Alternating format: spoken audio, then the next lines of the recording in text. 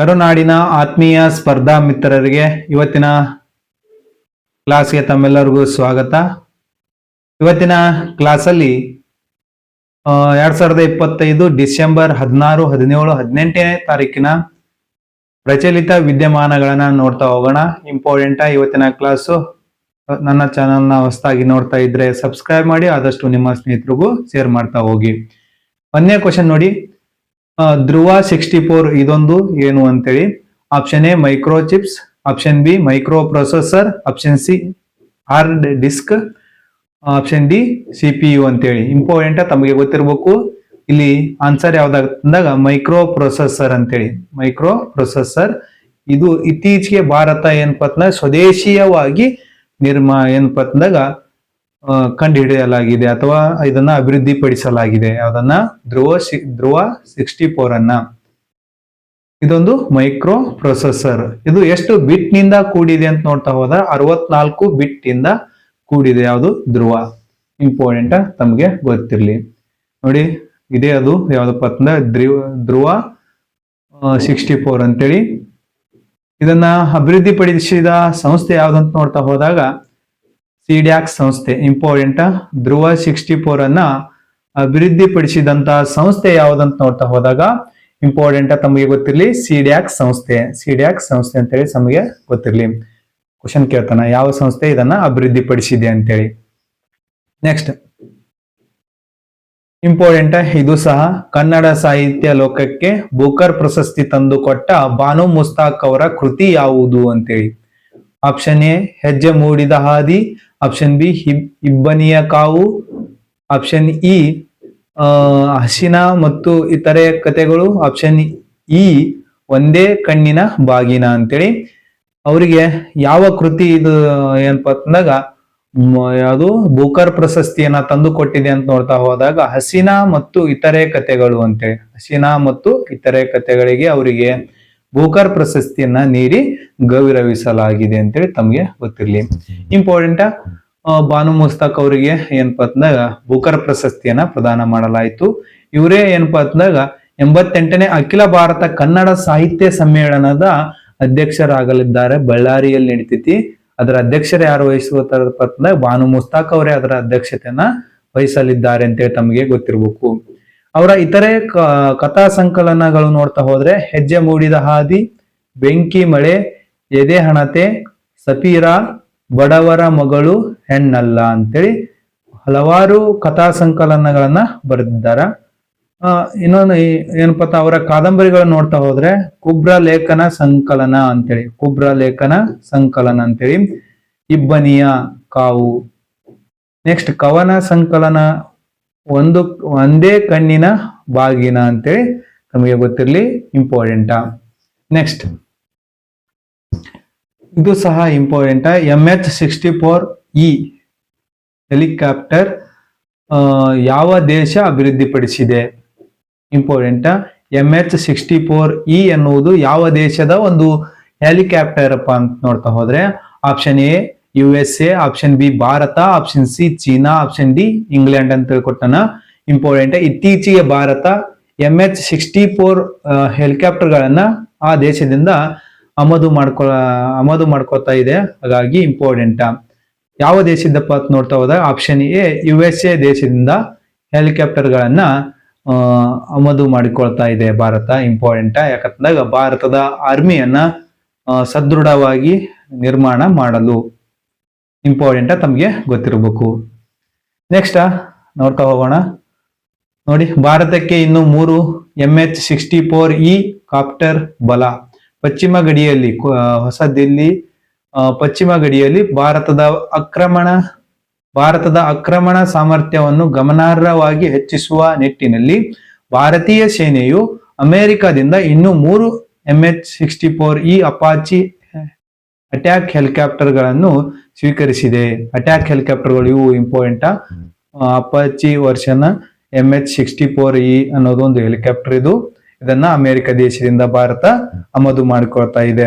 Helicopter ಗಳನ್ನು ಅಂಟೋನೋವ್ 124 heavy lift ವಿಮಾನದ ಮೂಲಕ ದಿಲ್ಲಿ ಬಳಿಯ ಹಿಂಡನ್ ವಾಯುಪಡೆ ನಿಲ್ದಾಣಕ್ಕೆ ತರಲಾಗಿದೆ.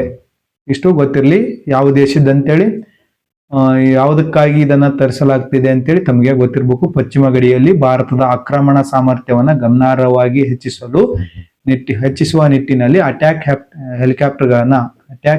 ಅಪಾಚಿ ಹೆಲಿಕಾಪ್ಟರ್ಗಳನ್ನ ಭಾರತ ಆಮದು ಮಾಡಿಕೊಳ್ತಾ ಇದೆ ಅಂತ ತಮಗೆ ಗೊತ್ತಿರಲಿ.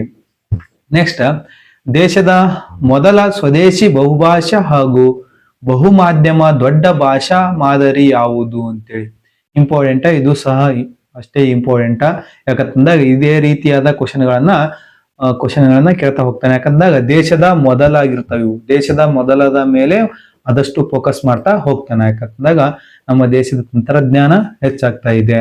ಹಾಗಾಗಿ ಆಪ್ಷನ್ ಎ IPv4 ಅಂತೇಳಿ, ಆಪ್ಷನ್ ಬಿ ಭಾರತ್ ಜನ್ ಅಂತೇಳಿ, ಆಪ್ಷನ್ ಸಿ IPv64 ಅಂತೇಳಿ, D none of the above ಅಂತೇಳಿ. ಇಂಪಾರ್ಟೆಂಟ್ ತಮಗೆ ಗೊತ್ತಿರಲಿ. ಇಲ್ಲಿ ಆನ್ಸರ್ ಯಾವ್ದಾಗುತ್ತೆ ಅಂದಾಗ ಭಾರತ್ ಜನ್ ಅಂತೇಳಿ, ಭಾರತ ಜನ್ ಅನ್ನೋದು ಇಲ್ಲಿ ಆನ್ಸರ್ ಆಗುತ್ತಾ. ಇಂಪಾರ್ಟೆಂಟ್ ಆಪ್ಷನ್ ಬಿ, ದೇಶದ ಮೊದಲ ಸ್ವದೇಶಿ ಬಹುಭಾಷಾ ಹಾಗೂ ಬಹುಮಾಧ್ಯಮ ದೊಡ್ಡ ಭಾಷಾ ಮಾದರಿ ಇದು ಭಾರತ್ ಜನ್ ಅನ್ನೋದು. ನೋಡಿ ನ್ಯೂಸ್ ಪೇಪರ್ ಅಲ್ಲಿ ಯಾವ ರೀತಿ ಬಂದಿತ್ತು ಅಂತ ನೋಡ್ತಾ ಹೋದಾಗ, AI ಸ್ವಾವಲಂಬನೆಗೆ ನೋಡಿ, AI ಸ್ವಾವಲಂಬನೆಗೆ ಭಾರತ ಜನ್ ಬಿಡುಗಡೆ.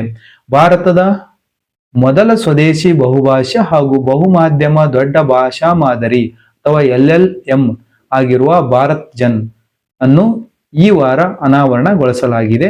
ಕೃತಕ ಬುದ್ಧಿಮತ್ತೆಯಲ್ಲಿ ದೇಶದ ಸ್ವಾವಲಂಬನೆಯನ್ನು ಬಲಪಡಿಸುವ ರಾಷ್ಟ್ರೀಯ ಯೋಜನೆಯ ಭಾಗವಾಗಿ ಇದನ್ನ ಪರಿಚಯಿಸಲಾಗಿದೆ. ಇಂಪಾರ್ಟೆಂಟ್ ತಮಗೆ ಗೊತ್ತಿರಬೇಕು. ನೆಕ್ಸ್ಟ್ 5ನೇ ಕ್ವಶನ್, ಇತ್ತೀಚೆಗೆ ಆಫ್ರಿಕಾ ಖಂಡದಿಂದ ಕಪ್ಪು ಟೋಪಿಯ 8 ಕ್ಯಾಪುಚಿನ್ ಮಂಗಗಳನ್ನು ಯಾವ ನ್ಯಾಷನಲ್ ಪಾರ್ಕ್ ನಲ್ಲಿ ತಂದಿರಿಸಲಾಗಿದೆ ಅಂತೇಳಿ ಕ್ವಶನ್ ಕೇಳಬಹುದು. ಇಂಪಾರ್ಟೆಂಟ್. ಯಾಕಂತಂದಾಗ ಇದು ಕರ್ನಾಟಕ ಸಂಬಂಧಪಟ್ಟಂತ ನ್ಯಾಷನಲ್ ಪಾರ್ಕ್ ಆಗಿರುವುದರಿಂದ. Option A Bandipura, option B Nagarhole, option C Bannerghatta, option D ಹಂಸಿ ಅಂತೇಳಿ ಕೊಟ್ಟನ. ಇಲ್ಲಿ ಆನ್ಸರ್ ಏನಾಗುತ್ತೆ ಅಂದಾಗ ಆಪ್ಷನ್ ಸಿ ಬನ್ನೇರುಘಟ್ಟ ಅಂತೇಳಿ. ಯಾವುದು ಬನ್ನೇರುಘಟ್ಟ. ಬನ್ನೇರುಘಟ್ಟ ಇಲ್ಲಿ ಕಂಡು ಬರುತ್ತೆ ಬೆಂಗಳೂರು ನಗರದಲ್ಲಿ ಕಂಡು ಬರುತ್ತೆ ಅಂತೇಳಿ ತಮಗೆ ಗೊತ್ತಿರಲಿ. ಇಂಪಾರ್ಟೆಂಟ್. ಬೆಂಗಳೂರು ನಗರದಲ್ಲಿ ಕಂಡು ಬರುವ ಏಕೈಕ ನ್ಯಾಷನಲ್ ಪಾರ್ಕ್ ಯಾವ್ದಂದಾಗ ಬನ್ನೇರುಘಟ್ಟ ನ್ಯಾಷನಲ್ ಪಾರ್ಕ್. ದೇಶದ ಮೊದಲ ಚಿಟ್ಟೆ ಪಾರ್ಕ್ ಅನ್ನ ಎಲ್ಲಿ ಸ್ಥಾಪನೆ ಮಾಡಲಾಯಿತು ಅಂತ ನೋಡ್ತಾ ಹೋದಾಗ ಇದೇ ಬನ್ನೇರುಘಟ್ಟ ನ್ಯಾಷನಲ್ ಪಾರ್ಕ್ ನಲ್ಲಿ 2006ರಂದು. ಇಂಪಾರ್ಟೆಂಟ್ ತಮಗೆ ಗೊತ್ತಿರಬೇಕು. ನಾಗರಹೊಳೆ ನ್ಯಾಷನಲ್ ಪಾರ್ಕ್ ನ ಇನ್ನೊಂದು ಹೆಸರೇನು ನೋಡ್ತಾ ಹೋದಾಗ ರಾಜೀವ್ ಗಾಂಧಿ ನ್ಯಾಷನಲ್ ಪಾರ್ಕ್ ಅಂತೇಳಿ ತಮಗೆ ಗೊತ್ತಿರಬೇಕು. ನೆಕ್ಸ್ಟ್ ಬಂಡೀಪುರ್ ನ್ಯಾಷನಲ್ ಪಾರ್ಕ್ ಕಂಡು ಬರುವುದು ಚಾಮರಾಜನಗರದಲ್ಲಿ. ಕರ್ನಾಟಕದ ಮೊದಲ ನ್ಯಾಷನಲ್ ಪಾರ್ಕ್ ಯಾವ್ದಪ್ಪ ಅಂತಂದಾಗ ಬಂಡೀಪುರ್ ನ್ಯಾಷನಲ್ ಪಾರ್ಕ್. ಕರ್ನಾಟಕದ ಅತಿ ದೊಡ್ಡ ನ್ಯಾಷನಲ್ ಪಾರ್ಕ್ ಯಾವ್ದಪ್ಪ ಅಂತ ನೋಡ್ತಾ ಹೋದಾಗ ಬಂಡೀಪುರ್ ನ್ಯಾಷನಲ್ ಪಾರ್ಕ್ ಅಂತೇಳಿ ತಮಗೆ ಗೊತ್ತಿರಲಿ. ಹಂಸಿ ನ್ಯಾಷನಲ್ ಪಾರ್ಕ್ ಎಲ್ಲಿ ಕಂಡು ಬರುತ್ತೆ ಉತ್ತರ ಕನ್ನಡ ಜಿಲ್ಲೆಯಲ್ಲಿ ಕಂಡು ಬರುತ್ತೆ ಅಂತೇಳಿ ತಮಗೆ ಗೊತ್ತಿರಲಿ. ಹಂಸಿ ನ್ಯಾಷನಲ್ ಪಾರ್ಕ್ ಮೂಲಕ ಹಾದು ಹೋಗುವ ನದಿ ಯಾವುದು ಅಂತ ನೋಡ್ತಾ ಹೋದ್ರೆ ಕಾಳಿ ನದಿ ಅಂತೇಳಿ ತಮಗೆ ಗೊತ್ತಿರಲಿ. ನೆಕ್ಸ್ಟ್ ನೋಡಿ, ಬನ್ನೇರುಘಟ್ಟಕ್ಕೆ ಆಫ್ರಿಕಾದ ವಿಶಿಷ್ಟ ಕೋತೆಗಳ ಆಗಮನ. ಕಪ್ಪು ಟೋಪಿಯ 8 ಕ್ಯಾಪುಚಿನ್ ಮಂಗಗಳ ಎಂಟ್ರಿ. ಇಂಪಾರ್ಟೆಂಟ್ ಕೇಳಬಹುದು. ಯಾವ ನ್ಯಾಷನಲ್ ಪಾರ್ಕ್ಗೆ ತಂದು ಇಳಿಸಲಾಗಿದೆ ಅಂತೇಳಿ ನಮಗೆ ಗೊತ್ತಿರಬೇಕಾದ ಇಂಪಾರ್ಟೆಂಟ್. ನೆಕ್ಸ್ಟ್ 6ನೇ ಕ್ವಶನ್, ಬ್ರಿಟಿಷ್ ಅಧಿಕಾರಿ ಸ್ಯಾಂಡರ್ಸ್ ನೋಡಿ, ಬ್ರಿಟಿಷ್ ಅಧಿಕಾರಿ ಸ್ಯಾಂಡರ್ಸ್ ಅನ್ನು ಕೊಲೆ ಮಾಡಿದ ಭಾರತದ ಕ್ರಾಂತಿಕಾರಿಗಳು ಯಾರಂತೇಳಿ ಇಲ್ಲಿ ಪ್ರಶ್ನೆ ಐತಿ. ಆಪ್ಷನ್ ಎ ಭಗತ್ ಸಿಂಗ್ ಮತ್ತು ರಾಜ್ಗುರು ಅಂತೇಳಿ, ಆಪ್ಷನ್ ಬಿ ಚಂದ್ರಶೇಖರ್ ಆಜಾದ್ ಮತ್ತು ರಾಜ್ಗುರು ಅಂತೇಳಿ, ಆಪ್ಷನ್ ಸಿ ರಾಜ್ಗುರು ಮತ್ತು ರಾಜ್ ಬಿಹಾರಿ ಬೋಸ್ ಅಂತೇಳಿ, ಡಿ ಯಾವುದು ಅಲ್ಲ ಅಂತೇಳಿ.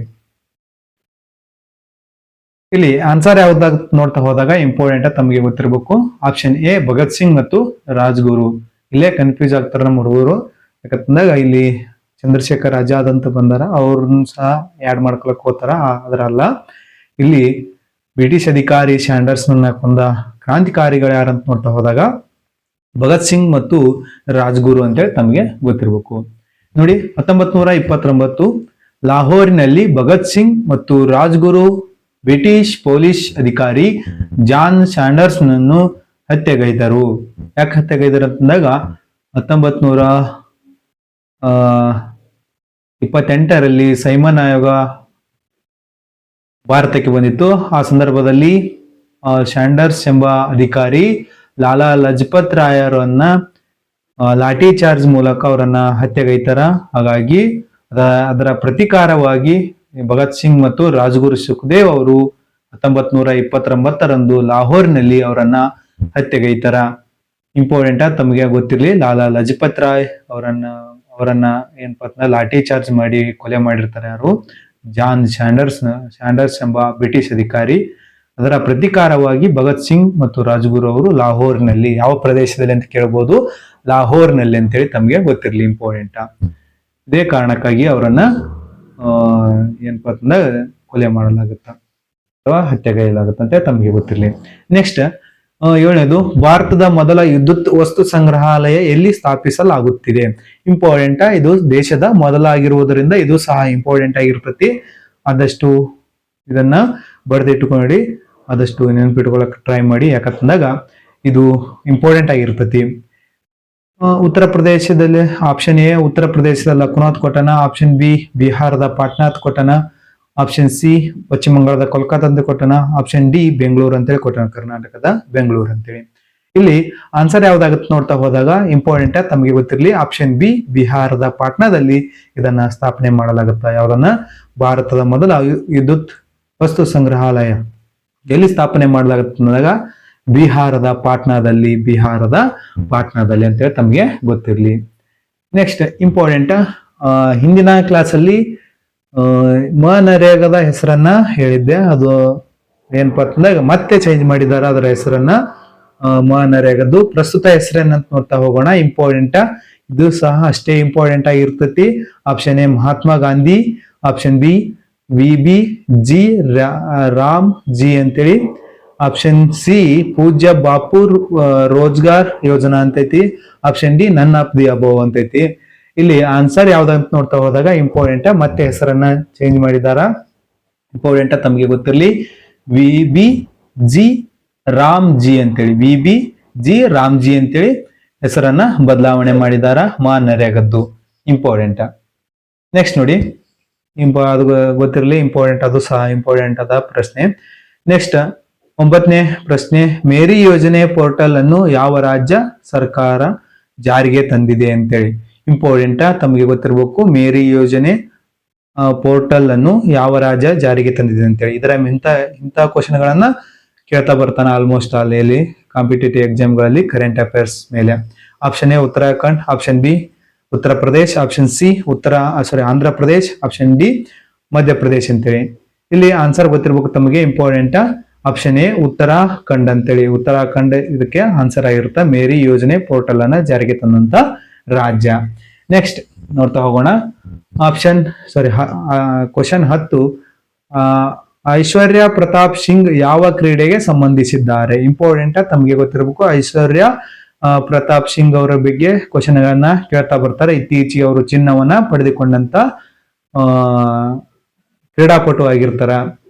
Option A cricket, option B weight lifting, option C shooting, option D badminton ಅಂತೇಳಿ. ಇಂಪಾರ್ಟೆಂಟ್ ತಮಗೆ ಗೊತ್ತಿರಬೇಕು. ಇಲ್ಲಿ ಆನ್ಸರ್ ಏನಾಗುತ್ತಪ್ಪ ಅಂತಂದಾಗ ಐಶ್ವರ್ಯ ಪ್ರತಾಪ್ ಸಿಂಗ್ ಅವರು ಯಾವ ಕ್ರೀಡೆಗೆ ಸಂಬಂಧಿಸಿದ್ದಾರೆ ಅಂತ ನೋಡ್ತಾ ಹೋದ್ರೆ ಆಪ್ಷನ್ ಸಿ ಶೂಟಿಂಗ್ ಗೆ ಸಂಬಂಧಪಟ್ಟಿದ್ದಾರೆ ಅಂತೇಳಿ ತಮಗೆ ಗೊತ್ತಿರಲಿ.